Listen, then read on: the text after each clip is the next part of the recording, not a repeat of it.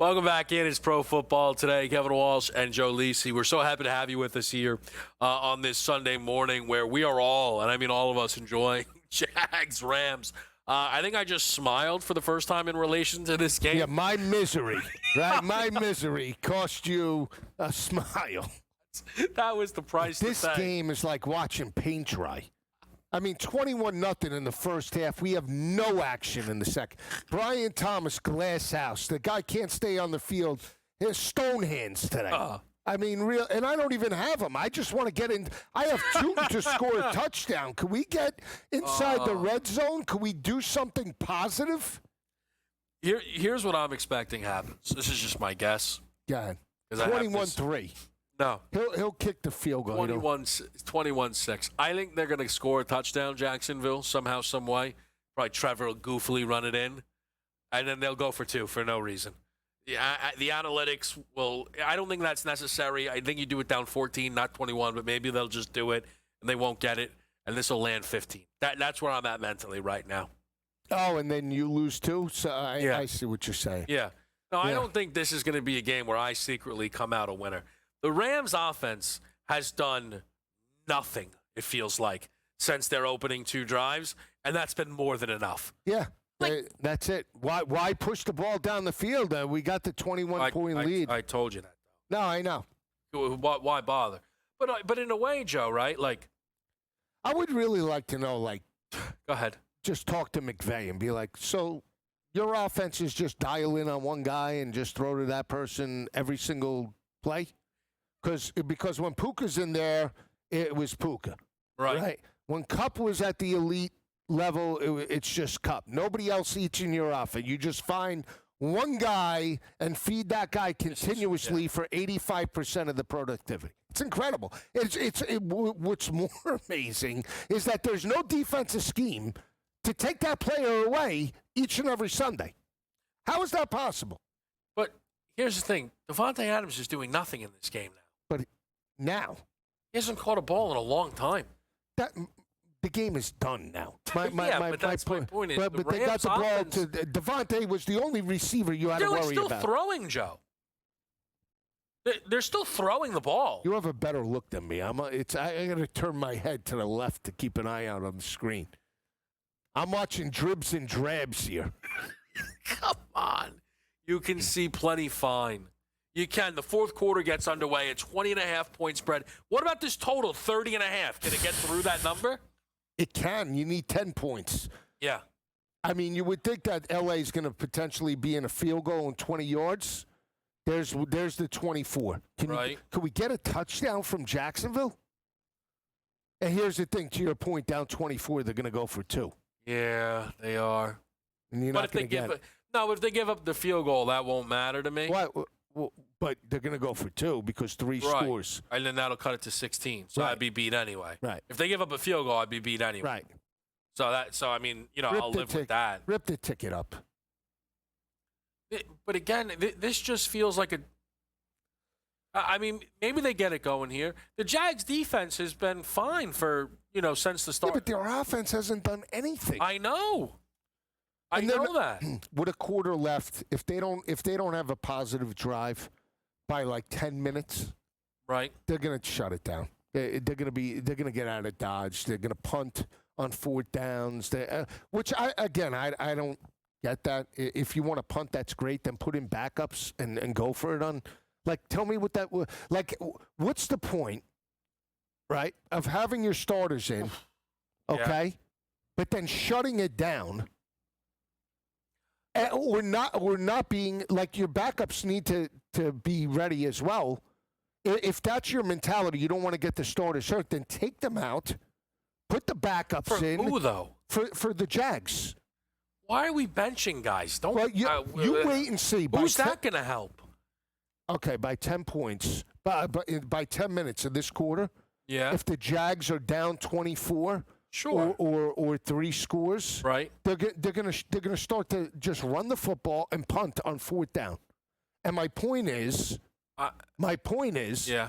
Why, if you're gonna do that with the starters, just take them out and put the backups in. This Jags defense. Oh, leg. This Jags defense has been playing with its hair on fire, but I assume the foul is against them. Certainly the vibe looks like it's against them. They just had a huge sack, but instead of defensive holding penalty, will set the Rams up, like you said, for potential field goal territory here. The Rams' offense has been pretty painful to watch, since. But here's my question, Joe, with Jacksonville. Where do we go with this team? What do you mean? They're 4-2, trending to 4-3. The Colts are already at 5 wins. The Texans are, piping hot, but they got a big game against Seattle. Does this feel like a playoff team in Jacksonville? Defensively, yes. I'm still not sold on their offense. Now, I know they gave up 21 points, but they buckled down. I'm going to give them the benefit of the doubt that they have. Their defense is above average this year. Mm-hmm. And I think big picture, they're going to be probably the most consistent moving forward. The problem I have is this guy, Trevor Lawrence, big picture. You got to take the good, the bad, and the ugly. And the ugly sometimes is real ugly. He is not comfortable in the pocket on a consistent basis, and that's a problem. When the rushing attack isn't there and they're in long third downs, he does not know where to go with the football. Now, today the receiver core was terrible. A lot of drops, a lot of inconsistency, not expecting the football, so we'll give them the benefit of the doubt. But even in the win against Kansas City, if this team is going to be a contender, they need Brian Thomas to be that Jamar Chase the way he was last year. I feel like he was playing freer last year and more involved in the offense. He's thinking too much. He can't catch the football. Something's off. Yeah, they are out of sync. They're out of, but it's every element of it right now feels out of sync. And I think for Jacksonville, that win against Kansas City, you're 4-1. I don't want to say a fluky loss to Cincinnati, but you could sit there and tell yourself, we could have, should have, with that football game. And, hey, who knows? But that game last week against Seattle was telling, where they're catching points, 1.5 at home, team traveling west to east. I know Seattle travels well under Mike McDaniel. I know. But, Joe, there wasn't a second where I think either of us were considering betting Jackson. No. And I don't think there was either today, catching 3, no Puka Nacua. But the emotional letdown of the primetime win against the perceived contender in the AFC. They beat them on primetime in dramatic fashion. I thought there would be a potential letdown spot. Right. And the fact that Seattle has an above-average defense and knowing how dominant they've been in road environments, what was that, their 9th straight road win? Yeah, it's so ridiculous. So my point is, that's what it was a no bet for me. I didn't like it in any capacity to lean to the under, and we got a terrible performance by Jacksonville. Here we are again to go overseas where traditionally they've been very good in previous staffs, and you have a rookie head coach, and they look like a rookie team right now. And again, so when you look at it and say, okay, going up against Houston, going up against Indianapolis, can their offense perform the way the Colts have up until this point on a consistent day-to-day? No. And I don't think Houston's has as either. And we talk about D'Amico Ryans and that team, Houston, not being the same consistent team that they were in C.J. Stroud's first year, right? Yeah. The defense can carry you to a certain point, but at what point do you open up the offense? Look at this. There's your opened-up offense. His 4th passing touchdown of the game. I believe that's Oregon's own Ferguson? Yeah, I think so. Yeah, Terrence Ferguson on a 31-yard touchdown there. It said 4th and 5, but I guess it was 4th and 6. Neutral zone infraction set up a 4th and 1. They went with a deep play action, and it worked to perfection. And now an extra point away from making this a 28-0 lead here for the L.A. Rams up against the Jacksonville Jaguars. We talked to NFL insider Adam Caplan next, right here on SportsGrid.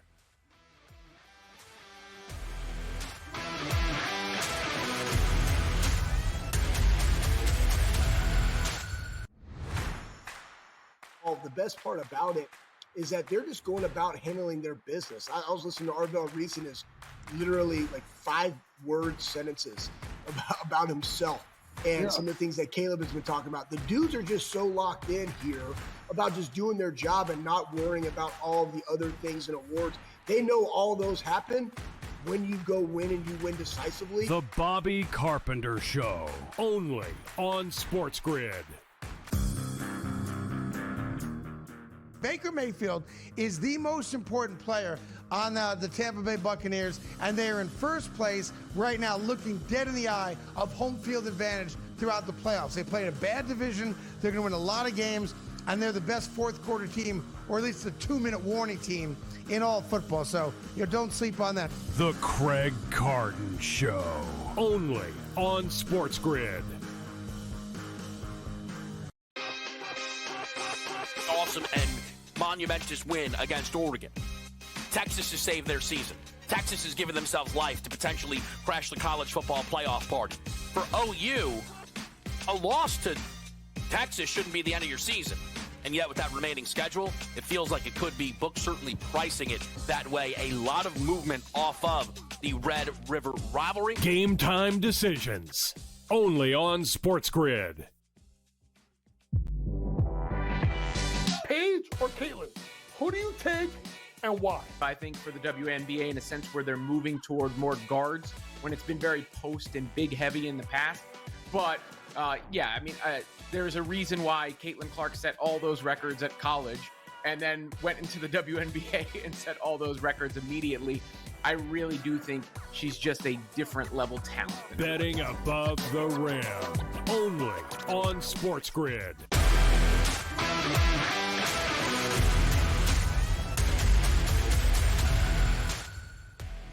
Live on SportsGrid's Pro Football Today, Kevin Walsh and Joe Lisi. We are now joined by NFL insider Adam Caplan. And Cap, it's great to talk to you on a Sunday morning. A little breaking news out of Philadelphia that I think you can add a little bit of color to. Brandon Graham, we're hearing, is considering coming out of retirement to rejoin the Philadelphia Eagles.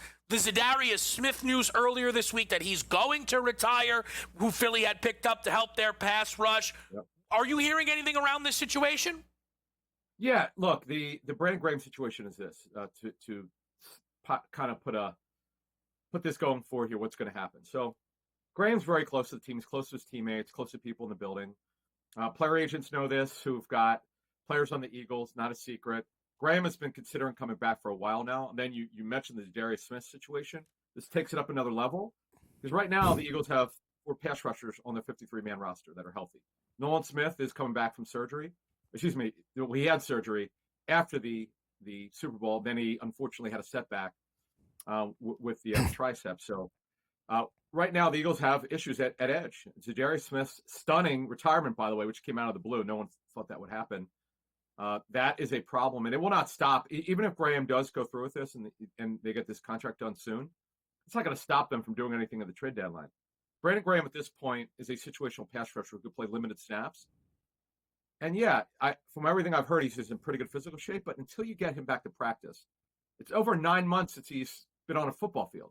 Yeah. Even practicing, Kevin. So yeah, he in fact, his best game, Kevin, maybe as a professional, I actually talked to BG before the season started, was at the Rams. And he talked about, because I asked him, I'm like, what is it like when you're having a game like this? He was feeling it. He did his studying. He knew that what the tendencies were. He went against Warren McClendon, a former left tackle at Georgia, and he had an unbelievable game. And 36 years old, Kevin. I mean, this is you can't expect him to be great, but you know what?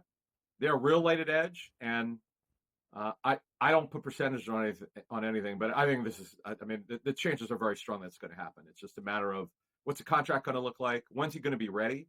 But again, nothing official yet, nothing done, but this has got a real chance to happen. Cap, let's stick in that same game, but on the other side of the field, are you hearing anything around the Minnesota Vikings quarterback situation as Carson Wentz is going to get the start once again? Yeah, all right. So, Kevin, you brought this up a number of weeks ago. Would there be a chance that Wentz would keep the job? And I said, listen, first of all, he's got to play well, which he has, okay? He's 2-1. The first game against the Bengals, he literally had to do nothing. I mean, they blew out the Bengals, so the game wasn't even competitive. Then the Pittsburgh game. Now he had a couple interceptions. There were a couple drops that game, but he did bring the team back to make it tight. And as one league source told me, against Cleveland, this is the best he's looked since 2021. He was terrific in the game before the bye. Now, it's funny, Kevin. I told you this Friday. I was going to tell you who I had to talk with, a former Eagle. Mm-hmm. I asked him. I said it was Mike Mamula. Mike Mamula was the Eagles' first-round pick in 1995. Remember, they traded up for him, the 7th pick overall. So, Mike, what would you do? What would you want to see happen here if Carson Wentz was your quarterback, or was the veteran? And then you had the first-round pick. He goes, "We stick with the veteran because your responsibility is." He and I talked about this on WBCB radio on the Pro Football Report. He said it. You stick with a veteran. Your job is to win football games. And Wentz, Kevin, quite frankly, this game 2 weeks ago against Cleveland, I mean, everything was clean. I was told by a league source who watched that tape. Mechanics were clean, and he's had major problems with his mechanics. It's called the overstride, when the feet are spread too far apart, and it causes the ball to go too high. He looked really good, and they're in a rhythm right now. And wouldn't it be ironic? Now, the last time, Kevin, he played the Eagles was when he's with the Commanders, and he was absolutely terrible. But right now, he looks really good. And the other thing is, Kevin, before we move on, he looks healthy. He's not dragging that leg that was surgically repaired in 2017. Cap, Mike McMullen went to Chestnut Hill, Boston College. Remember him very well. They need a little help on the defensive side of the ball after the loss to UConn yesterday. But talk to me about the head coaching vacancy in Tennessee. Yeah. Tennessee takes on their former head coach, Mike Vrabel. New England, significant favorites against Cam Ward. Where does this organization go, and how much hinges on the success in this season on Cam Ward developing as a quarterback? Well, it won't matter, because if you're any offensive coach that studied Cam Ward, you know what his college tape looked like. Extremely intriguing. He doesn't have a lot of help there. The belief around the league has been for several weeks, if and when, and they did, let go Brian Callahan, that they would look for a coach from the offensive side of the football. The two names I'd been given weeks ago, we'll move them forward here, is Arthur Smith, a 10-year assistant for the Titans, worked his way up from quality control to tight ends to OC, and obviously he would move on to the Falcons to become a head coach. I know it didn't work out for him with the Falcons, but he's done a good job. I know that the Steelers are pretty happy with him as their offense coordinator. He's very well liked by ownership there in Tennessee, I'm told. And then Matt Nagy was a direct connection to general manager Mike Borgonzi. They worked together for a number of years with the Chiefs. Obviously, Nagy's work with Patrick Mahomes is a big factor there. One name, and we'll add names as we go along, but the other name that I've been given is Joe Brady, the offensive coordinator for the Bills, who did a great job. I got to give this guy credit, Joe. He's rebuilt his career. I hear you, but he's a really smart guy. Now, he's very young. He's a guy you want to be a head coach or an offensive coordinator. That's the difference here, but he's going to get a look. Trust me. He's done a great job with Josh Allen. After getting fired from the Panthers 3 years ago midseason, he's done a great job to revive his career. Cap, I just want to ask you, we see Garrett Nussmeier, Arch Manning struggling terribly in college. Yeah. What are you hearing just in like the GMs and the scouts for next year? Because some of these teams, Saints, Jets, they're going to potentially have the #1 overall pick. What are you hearing from the quarterback perspective? Yeah, and Carson Beck. Yeah, I would say, Joe, it's a mixed bag. No, we're in October now. This is something we'll talk more about after Thanksgiving. But I could tell you, because I'll be at the Senior Bowl and Combine, it's kind of a mixed bag draft. No, Cam Ward, I got to be honest with you. Talking to clubs before the draft, he was the consensus #1. He's super gifted. You just have to put talent around him, Joe. That's the thing about Cam Ward. Like, people want to beat him up and say, oh, he's struggling, he's not that good. And Calvin Ridley's out today. And by the way, the Patriots should actually smoke the Titans. I'd be surprised if this game's close. You got to put talent around the guy. And this front office of Tennessee has got to do a better job of putting offensive talent around their #1 pick, Cam Ward. No doubt about it, Cap. We really appreciate the insight. This is going to, it's only going to get crazier as the trade deadline approaches, and I know you'll be able to help us out the entire way. We're going to hit a break, though. We have the Pro Football Dr. David Chao coming up, and also a really big play that just happened between the Jags and the Rams. We're with you right here. It is Pro Football Today, live on SportsGrid. We'll be right back.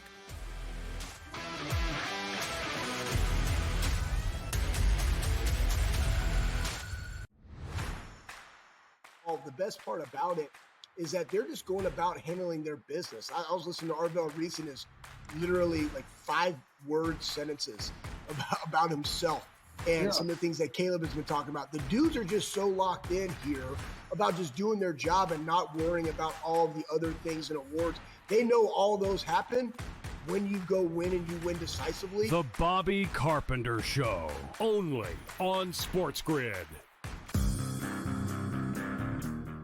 Baker Mayfield is the most important player on the Tampa Bay Buccaneers, and they are in first place right now, looking dead in the eye of home field advantage throughout the playoffs. They played a bad division. They're going to win a lot of games, and they're the best fourth quarter team, or at least the 2-minute warning team in all football. So, don't sleep on that. The Craig Carton Show, only on SportsGrid. Awesome and monumentous win against Oregon. Texas has saved their season. Texas has given themselves life to potentially crash the college football playoff party. For OU, a loss to Texas shouldn't be the end of your season. And yet with that remaining schedule, it feels like it could be. Books certainly pricing it that way. A lot of movement off of the Red River rivalry. Game time decisions, only on SportsGrid. Paige or Caitlin? Who do you take and why? I think for the WNBA, in a sense where they're moving toward more guards when it's been very post and big heavy in the past. But there's a reason why Caitlin Clark set all those records at college and then went into the WNBA and set all those records immediately. I really do think she's just a different level talent. Betting above the rim, only on SportsGrid.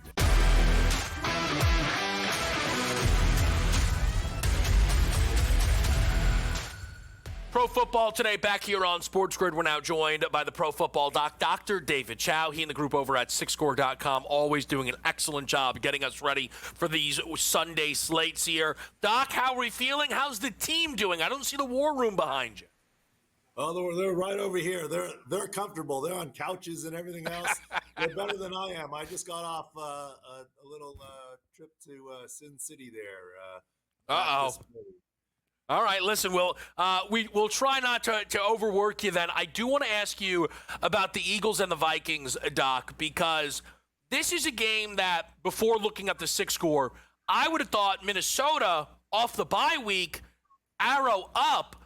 It looks like the mini-bye, though, may be a little more valuable for Philadelphia here. What are you guys seeing between these two teams who had a number of question marks heading into this game? Well, there's no question Minnesota's arrow is headed up, right? I mean, Brian O'Neill, Cashman, et cetera, they're headed in the right direction, which is good news. And, of course, it's still Carson Wentz. Look, we've been saying for multiple weeks, it's hiding behind health. Is J.J. McCarthy 100% healthy off the high ankle? No. He's playable. It's a coaching decision that's cloaked in the health, so that he's not benched, which is perfectly fine. The Eagles, though, what's key is Jalen Carter is playing. Look, the week before the, quote, mini-bye, as soon as we were surprised there that Jalen Carter was out and we knew Landon Dickerson would be out, when your best O-lineman and best D-lineman are out, that's what made the Giants a play for us in that week 6 Thursday game before the Eagles mini-bye. But they're healthy now, so there's, in terms of six scores, there's not really a mismatch in that game. Doc, a significant battle in the AFC at 4 o'clock. We have the Colts taking on the Chargers. Six score for the Colts, 87, and you look at the Chargers right around the area of about 74.9. It looks like the Colts are the much healthier team heading into this matchup. They are, but obviously Jim Harbaugh always gets his team ready. Khalil Mack will be back. He's not active yet, but we do believe he will be coming off the elbow dislocation. The issue is, how do the Chargers continue to cope with being on right tackle 3 and left tackle 3 with their multiple injuries? And of course, we all know running back 3 as well. So, and the Colts will have to deal with Charvarius Ward, which we told you after the freak concussion in pregame was going to go on IR. But let me tell you what the difference is. when you game plan for your number one corner, Javarius Ward, and he's surprise out in pregame when he's already active, you can't scheme it up and change enough things. They knew all week that he's going to be out, so there can be a little different game plan this week. But then again, they face Justin Herbert and not Jacoby Brissett. Doc, I know it probably doesn't matter. The Anthony Richardson situation, did that guy surprise you? Because that was just a really odd one for us. Very odd. Very odd, but look, the average team won't have one of these happen in an entire season. These pre-game freak things. There were two on the Colts. The Javarius Ward, where the other guy ran into the guy and got knocked out, and now he's out 4+ weeks. There's two of them from pregame injuries that got put on IR that will be out 4 weeks minimum plus the bye, so 5 weeks before they're back. I do think they're both back after the bye in 5 weeks, but that's just a freak occurrence. And I still don't know that the details have been reported of, was it a band, but like an eye socket fracture? That's just craziness. Lightning literally struck the Colts twice. Yeah, very, very wild. Doc, let me make sure I ask you about this one. The wide receiver questions around Dallas and Washington here. How good do we feel about CeeDee Lamb and the absences on the Washington side? Well, obviously a lot of absences on the Washington side. Even Zach Ertz is not 100%. Terry McLaurin's getting close. It's a proximal hip flexor strain, proximal quad strain. Obviously Debo's out, and they've got Brown is out. But CD, we expect to be healthy. This is where we targeted CD to come back, expect him to be healthy. And they could be quite a force now. And Dak Prescott is one of the players that pops on our player edge now that he's utilized Pickens quite a bit and now has CD as the one and Pickens is the two. It's really having two ones out there. And then, Doc, just confirming before we let you go, Kyler Murray back next week. That's the expectation at 6 score, or next game, I should say. Well, once again, depends on how Jacoby Brissett plays, right? I mean, that hiding behind health things as well.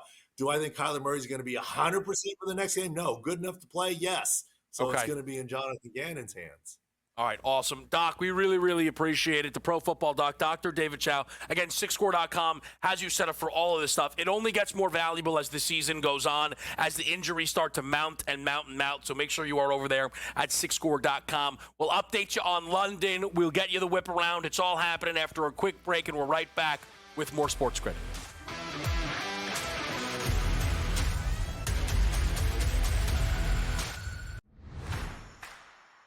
The best part about it is that they're just going about handling their business. I was listening to Arvell Reese and his literally like 5-word sentences about himself and some of the things that Caleb has been talking about. The dudes are just so locked in here about just doing their job and not worrying about all of the other things and awards. They know all those happen when you go win and you win decisively. The Bobby Carpenter Show, only on SportsGrid. Baker Mayfield is the most important player on the Tampa Bay Buccaneers, and they are in first place right now, looking dead in the eye of home field advantage throughout the playoffs. They played a bad division. They're going to win a lot of games, and they're the best fourth quarter team, or at least the 2-minute warning team in all football. So don't sleep on that. The Craig Carton Show, only on SportsGrid. Awesome and monumentous win against Oregon. Texas has saved their season. Texas has given themselves life to potentially crash the college football playoff party. For OU, a loss to Texas shouldn't be the end of your season. And yet with that remaining schedule, it feels like it could be. Books certainly pricing it that way. A lot of movement off of the Red River rivalry. Game time decisions, only on SportsGrid. Paige or Caitlin? Who do you take and why? I think for the WNBA, in a sense where they're moving toward more guards when it's been very post and big heavy in the past. But there's a reason why Caitlin Clark set all those records at college and then went into the WNBA and set all those records immediately I really do think she's just a different level talent. Betting above the rim. Only on SportsGrid.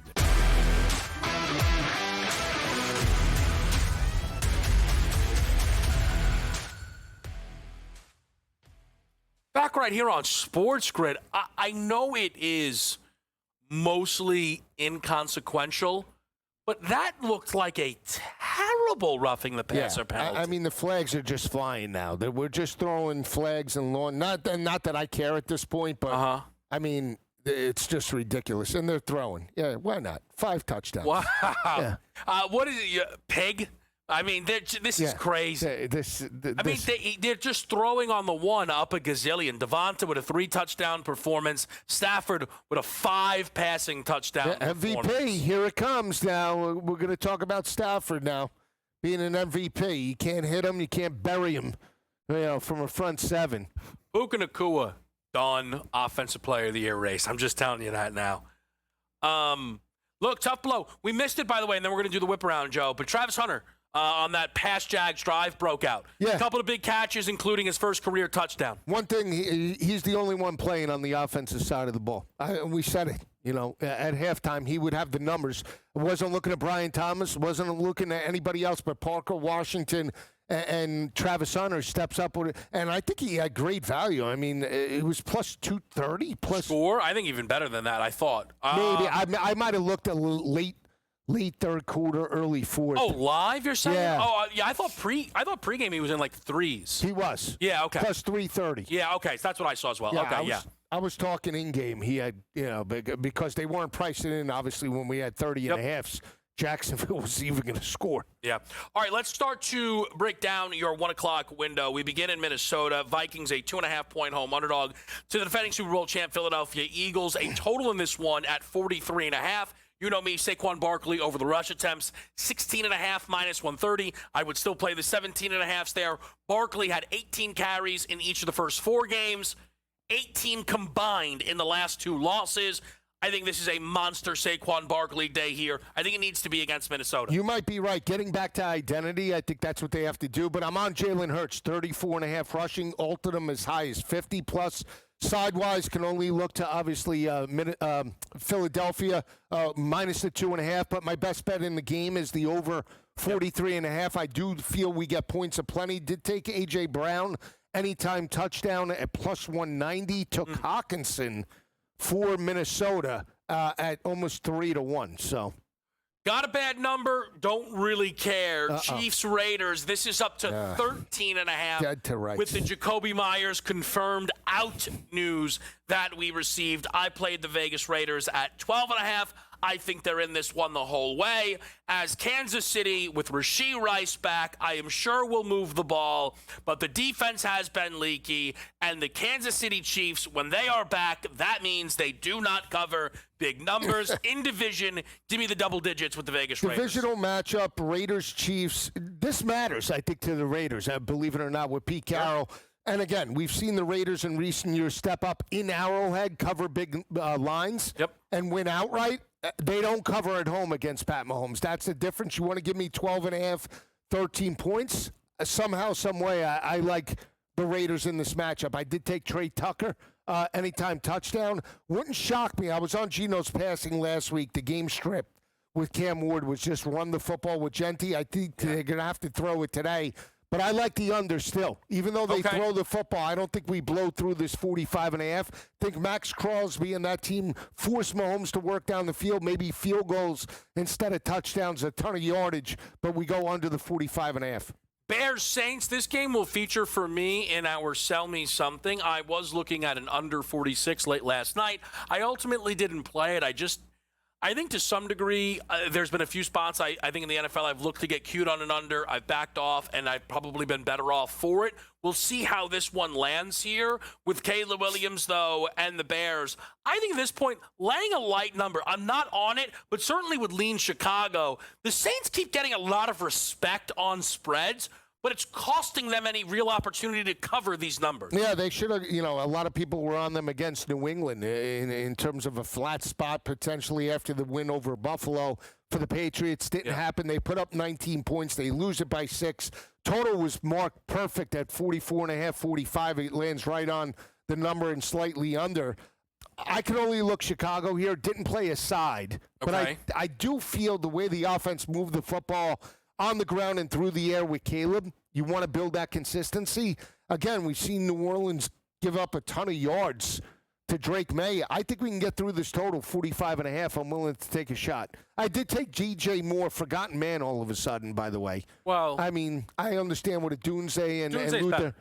He's better, but that doesn't mean you don't look to. I'm just saying. He's out there running routes. Well, I we mean, came into the year wondering who the number one is. I think we know. Would you agree with that? Absolutely. Okay. But my point is, they're now pricing him 34.5, 37.5. Yeah. In this passing attack, too light for me. Did think he breaks out. I took him for 50 plus today. Browns, Dolphins. Ugh.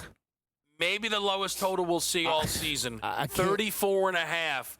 The wind is expected to be lethal in this football game. I liked Quinshon Judkins' long rush well before that. 18.5. I'm on his over longest rush. I got to tell you, though, Lise, I need to be distracted. Because the longer I look at this total, the more tempted I'm going to be to play it over here. Don't play. No, come on. What do you think we're going to get? Chunk runs? I can't. Yeah. I can't do it. I can't. Part of you does, too. You could see it. Who did the Browns play last year? It was like 20-3. It was the Dolphins, wasn't it? In a low-scoring. Yeah. Was it the Dolphins last year? You got me beat. I don't know. All right, we'll find out in the break. I can't. It's Quinshon Judkins' show for me. I did take him anytime touchdown. Yeah, they lost to Miami 20-3 last year. It was the same type of situation. Similar type of. But this time. Tyler Huntley and Dorian DTR were playing quarterback. Yeah, but it was rainy. It was ugly. It was pathetic. And I actually, I think, bet that game, and I can't do it again. I would only look to the Browns. I'm not touching the total. I'm not touching over, under. I would say take a wait-and-see approach. If you get anything in the low 20s, I'd be inclined to jump into that based off of maybe a scoreless first quarter. But it's Quinshon or bust for me in this game. All right, how about Jets-Panthers? Whoa, boy. Just keeps getting uglier and uglier. What? Let's see. The Jets-Panthers, I'm saying. Now, let me just double-check here because this is important. Which one of these teams is going to close as a favorite? Money lines right now, we're seeing -112, -110, pick. Some Panthers, some Jets. Look, it's pick, basically. Jets-Panthers. Carolina at home, best team in football. On the road, worst team in football. The Jets, the worst team in football no matter where they are. First time Carolina's favorite in what? Like a long time. I think we have to go back like 4 or 5 years. It's on the road in this spot. It's crazy. But Dowdle and that rushing attack with Chuba Hubbard now in the offense, I think, is more consistent. They have an identity. They beat back-to-back wins and beat Dallas last week. We saw Tat McMillan step up. I can't look at the Jeffs. I would say over maybe. I think we can get over the total. I would lean Carolina, but I did take a shot. Mason Taylor is the only option for that passing attack. I want nothing to do with this game. Plus 290. Who are you going to take? I want, almost on principle, I should bench any player I have on either team in fantasy because I want nothing to do with this football game. I am tempted by like the Fields passing rushing. It's a bad defense. It's a low number. These games are terrible. But it's not a game I am excited to be involved with. Best game at 1 o'clock for me is Eagles-Vikings. Yeah, I agree. Titans-Patriots then, Joe. We'll button up your favorite 1 o'clock window of the year. Titans-Pats, if you had to get involved, how would you get involved? Take a shot with the Titans plus the 6.5, and I would take a shot on Cam Ward passing over his total. Again, what is the whole point of firing the coach if you're not going to open up the offense? If you're going to run Tony Pollard and Tyjae Spears, fire everybody and get high school coaches in there. Again, 42.5 I think is doable just because of how good Drake May and the passing attack have been. Did jump on Hunter Henry anytime touchdown at plus 195. I think Henry could eat as well in the passing attack. Would love to take a shot on Kayshon Boutte based off the 94-yard performance. They priced him at 30.5. Why not go back to him? I would say on the other side, with the Calvin Ridley absence, Elick Ayamaner. Yeah. Hey, listen, I know names have never been a strength. Last week had 27 yards, 37.5. If he breaks out. Maybe big. Ayo Maynard. I'm just saying. I think this Travis Hunter's got 100 plus. This is a breakout game. We'll be right back on SportsGrid.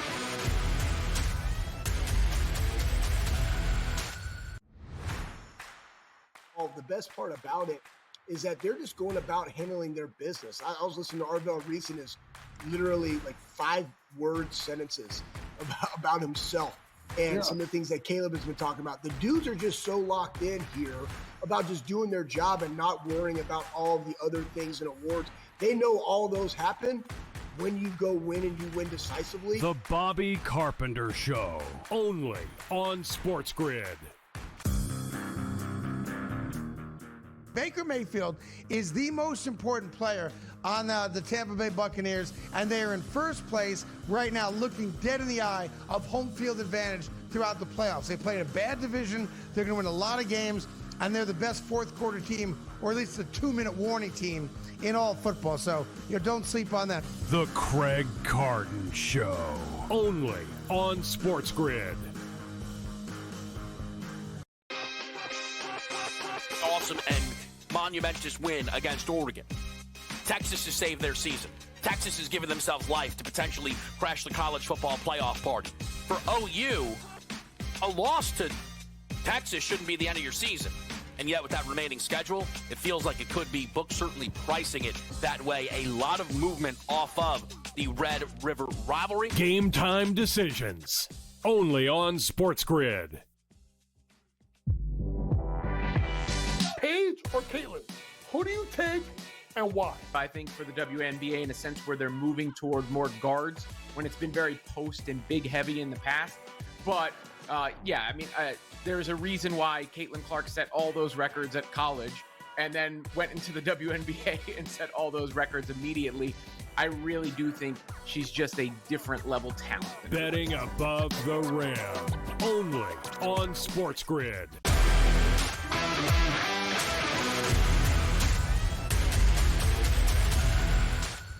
Quickly in London, 35-7, the Rams lead the Jacksonville Jaguars. Of course, this is going to be a Rams win. This is going to be a Rams cover. Least, you know what the closing total was in this game? 43.5. So you need points here for an over? Yeah. If you have it.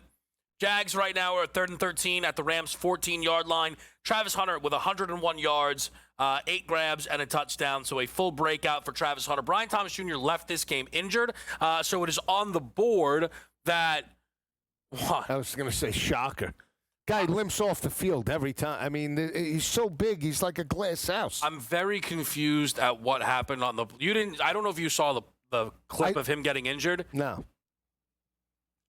Watch it off air, because it just doesn't. It's not lining up with my eyes, and I think you're going to be pretty disappointed in an LSU Tiger. But maybe my eyes dropping like flies lately. were deceiving a little bit. Colts Chargers. I'm on LA minus 125 on the money line here. I certainly, if you have to lay the 1.5, it's not that I think they're going to win the game by exactly 1, but I think it's a little bit safer with two teams that it could be decided by a field goal, by a 2-point conversion. I think that's on the board here, but I think it's a good spot for the Chargers. At home, they lost their most recent home game to the Commanders. They got themselves an important win against Miami, building momentum as Ladd McConkey had himself his biggest game of the season. A Khalil Mack return is pretty exciting up against a Colts team that I think Daniel Jones is going to be pressured and potentially a little turnover prone on the road. Give me the Chargers, Joe, against the Colts. Well, I'm on the other side. I like the Colts to win the game outright. I'll take them plus the 2.5. Do feel we get over the total. I'm on Pittman for Indianapolis to break out. I think on the LA side, I'll take a shot. I took 50-plus for Keenan Allen today. Yep. I think he was held in check by Miami's defense at home in this matchup. Even though Quentin Johnston comes back, I think Keenan Allen eats in a big way today. All right, so a little love for Keenan Allen there from Lisi. How about the Broncos and the Giants? Another side where it looks like I've done myself a disservice here. I played a 7.5 number on the G-Men. This thing's up to 8.5 now in the market. In fact, only really 1 or 2 7.5s remain, some flat 8s as well. Maybe some bad news brewing for Abdul Carter, who popped up on the injury report here.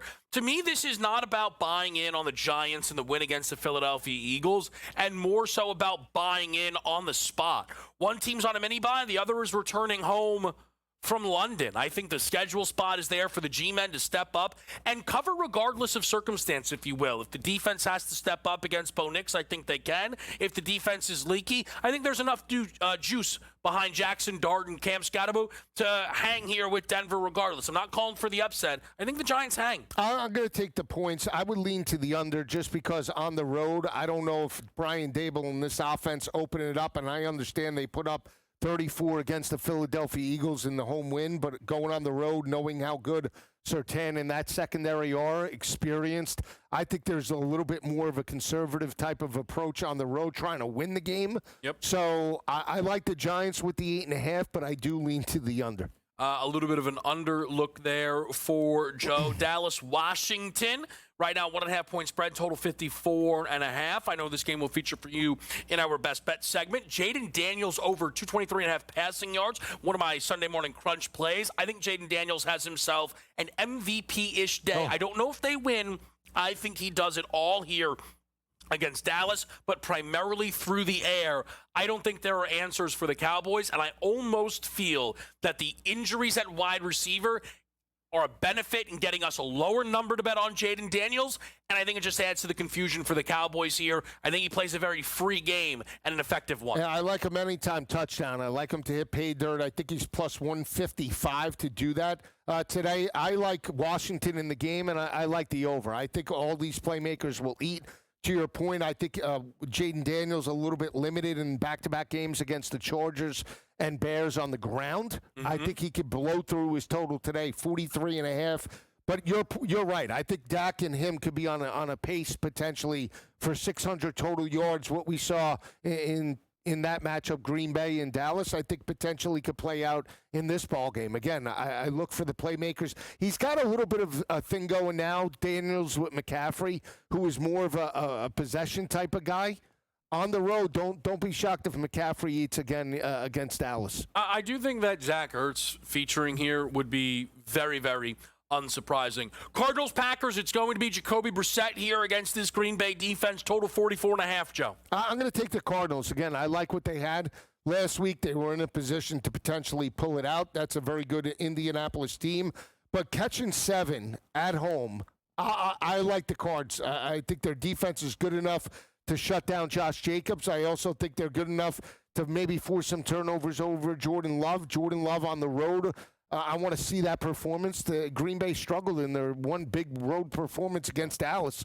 So, again, I like Arizona at home. Do feel we get points, but maybe you could sell me. I know you like the over more than I do there. Yeah, I do like the over in this football game. I will just say the Josh Jacobs injury is actually something that makes me like it more because I think it's more and more and more Jordan Love in this football game. I think he could play really well here against the Cardinals. Lise, let's dial in Sunday Night Football. Niners a pick now on FanDuel in this game against the Falcons.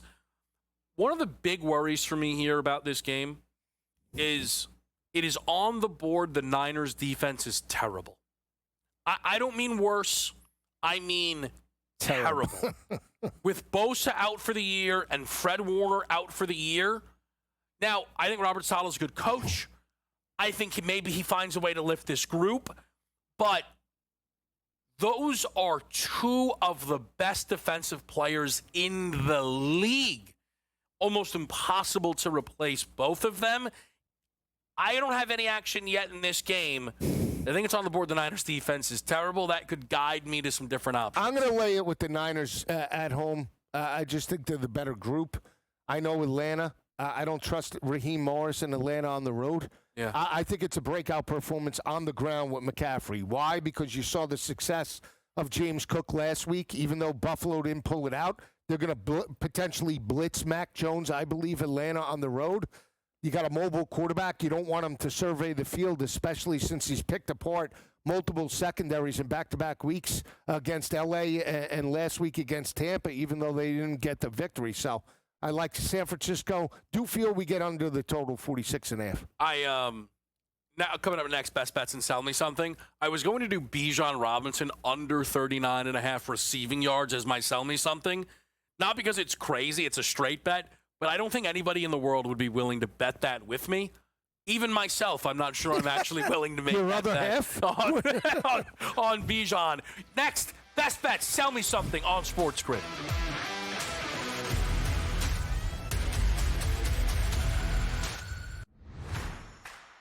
Well, the best part about it is that they're just going about handling their business. I was listening to Arvell Reese and his literally like 5-word sentences about himself and some of the things that Caleb has been talking about. The dudes are just so locked in here about just doing their job and not worrying about all the other things and awards. They know all those happen when you go win and you win decisively. The Bobby Carpenter Show, only on SportsGrid.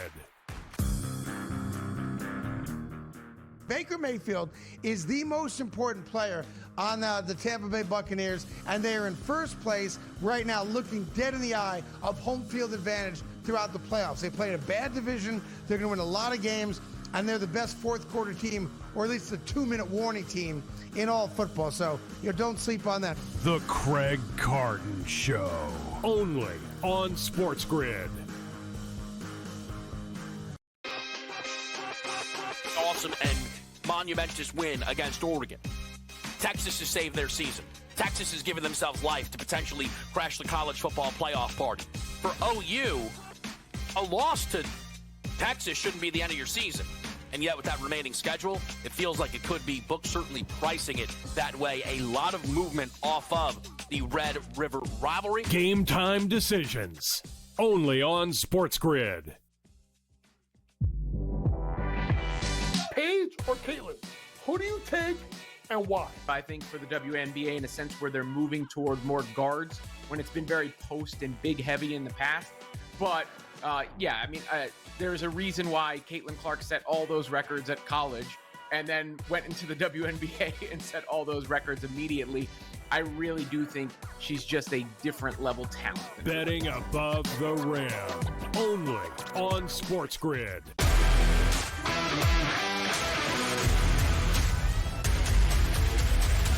Best bet time here, and then sell me something. Pro football today. Kevin Walsh, Joe Lisi. How do we feel? London's done. It's out of it. It's gone. We never have to see it again. Yeah. Except, I don't know. I assume next week, where are we playing? Your backyard? I don't know. No game? It's best news we've heard yet. All right. There you go. All right, here we go. All right. I like Things it. are starting to open up. Best bet. Talk to me. 4 o'clock window again. Now, I know. Trending. I got knocked around last week. Did you? Yeah, Tennessee and Las Vegas. Oh, okay. That was the best bet. Happens. And All game right. flow was terrible for. I thought we would see a continuity with Cam Ward. Callahan deserved to be fired. Run on first down for the first 8 minutes of that game. It was pathetic. Now we go to the 4 o'clock window. Okay. We talk about Dallas and Washington. We've seen these big totals creep under. 54.5, I think we could go to 65. I mean, I really think that both offenses are elite. I'm going over the total 53.5. I believe in Jaden. I believe in Dak enough that I think they could get potentially 600-700 yards in this game. I think it's going to be a carbon copy of Green Bay and Dallas not too long ago. I think there's a Big 12 matchup, rivalry, divisional game, 2 hot quarterbacks that can run and throw. I mean, everything. And the rushing attacks. Crosby, Merritt, and obviously Javonte Williams, good. They're not elite. They're not elite backs. And again, I think both quarterbacks look to take this game over in a big way. Points aplenty, baby.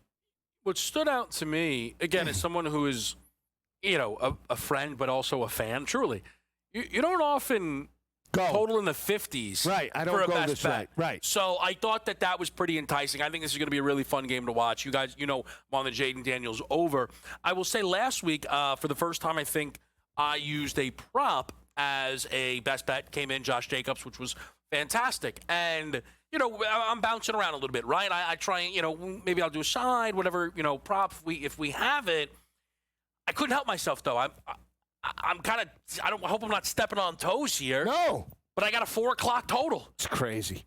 Packers-Cardinals over 44.5 is my best bet. I absolutely love points here. So the Green Bay defense is a little banged up. No Devontae Wyatt. Keyshawn Nix could miss this game. as well. And I think Jacoby Brissett, again, it's a classic Joe Lisi evaluation. I think everything he does will be good for the total. All the good stuff will be good, and all the bad stuff will be great for this total here. And I truly think Jacobs missing the game is fine. I do not expect him to play. I would actually be very surprised if he played. I'm not saying that Josh Jacobs is bad.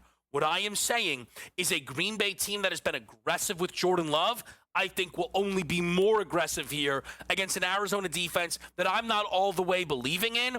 I think the Packers get to 30 somewhat easily in this football game, and then it's up to the Cardinals to do the rest.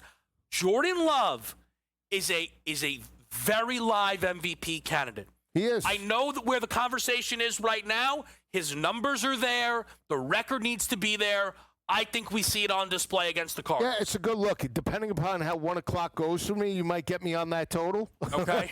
I will say he did an excellent job of locating all the wide open receivers. McBride, Harrison. I mean, he found them last week in a big way. He even utilized the running backs coming out of the backfield. Bam Knight and the third down back. So, again, they have an opportunity today, playing at home. Yeah. I like this team. I still think they could be a playoff contender. Yeah, as long as Brissett puts up numbers, they have playmakers. That defense is good enough to keep them in games. So I know they got ripped by Indianapolis, but they're still physical. They're opportunistic. It's a good look. Sell me something. LSU let me down yesterday. They did. In a big way. And I kind of came over the top. You did, because you were on Vandy. Pathetic performance. We could talk about how Brian Kelly's regressed from year 1 to year 4. It's true. And if I was the AD, he'd be in my office come Saturday night. But that's besides the point. You can't lose to a team that you lost, that you dominated for 10 straight years and let Diego Pavia look like, I don't know, Michael Vick back there yesterday. It was pathetic. But what do? You go back to the well. Okay. Justin Jefferson, LSU, wide receiver. Yep. Mason Taylor, LSU, tight end. Yep. Jaden Daniels, LSU, quarterback. All of them to score today. It's not 10-1. It's not 12-1. 24-1 to hit pay dirt. Why not me? Why not? Listen, why not you go score? I don't mind it at all. And I think, I don't know, maybe I'm a little too inspired by you today. We'll see how it works out for me. I remember I told you I was going to play the under in the Bears Saints. Now, let me just say this. Last week's Sell Me Something won. Well, yours did. Yes. Yeah, mine almost did, which would have been a monster play. We'll try it again. Boomer Sooner. Lincoln Riley, you'd be proud. Come on, Rat. Caleb Williams and Rattler, each for $250 and $2, Lisi. I took it. I tell you, I didn't even know you sell me something. Whoa! We got life. We got life. That's Pro Football Today. In-game live is next. Come on, Rat.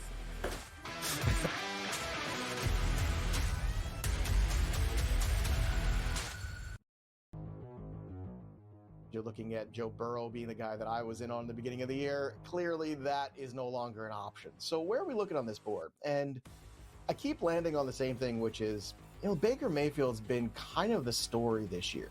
Think about this. He's plus 950 for MVP.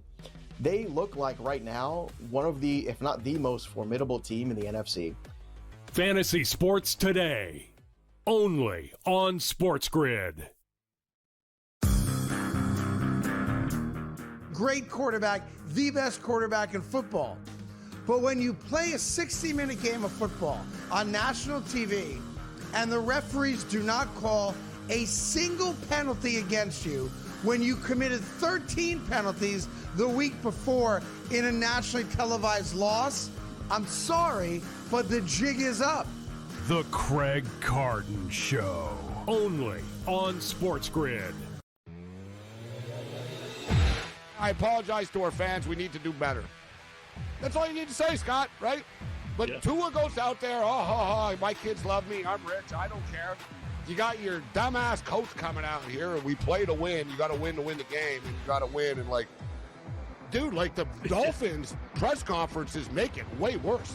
If I was a Dolphin fan, I just want to punch these guys in the face. In-game live, only on SportsGrid. Football contest season is back, and so is the Las Vegas Football Contest Show. Season 2, the sharpest football contest show in the land. Focusing on all 3 Circus Sports contests and the Westgate Superbook Super Contest, we handicap the games and release our contest picks every week of the season. Featuring Super Contest champions Brady Cannon, James Salinas, and former NFL player Mike Pritchard, all team will have you prepared this season like none other. Check us out every weekend right here on